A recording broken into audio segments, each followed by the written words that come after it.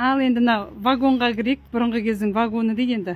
Бұрынғы кездің поездына мініп көрген жоқпын ғой, бірақ енді музейден көрейік, иә. Алматы Москва вагонына кірейік. Мына жерде біздің Асанәлі Әшімовтің тағы да басқа актерларымызды қойып қойыпты. Ал енді вагонның ішіне кірейік.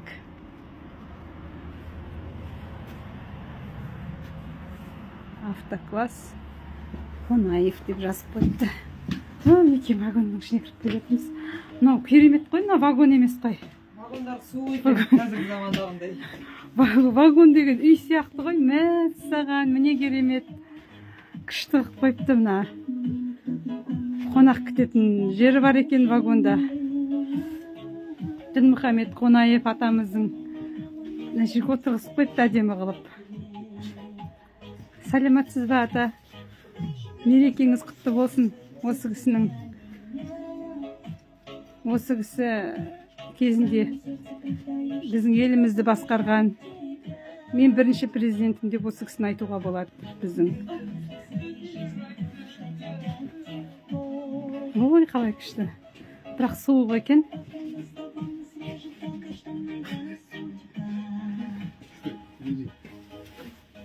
Ары қарай кірейік. Мә, мынау дегенің. Қазір бұндай вагон жоқ қой. Керемет қой. Мына жақта осындай вагон болып педі, ал болса айта отырыңыздар. Осындай вагон болып педі. Осындай вагонға кім мінді? Бұл енді әріректегі вагондар ғой.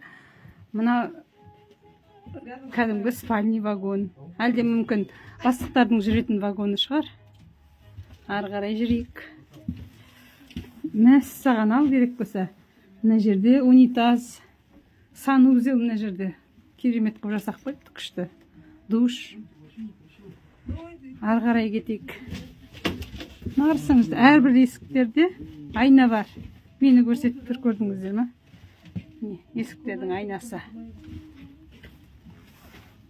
Мына жақ двухъярусный, тоже мынадай көсем дейді. Рафаэль Ниязбек кітаптыр.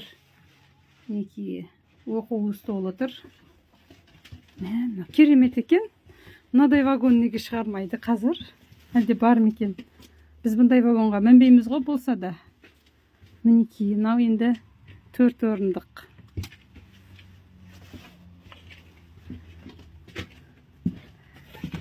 Перделерін қатырыпты прямо.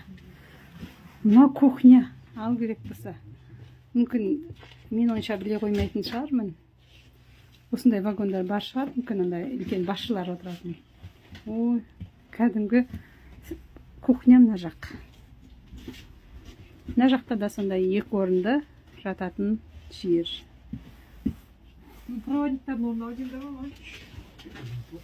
Мына жақта да 2 орынды. Мына проводниктердің орны шығар.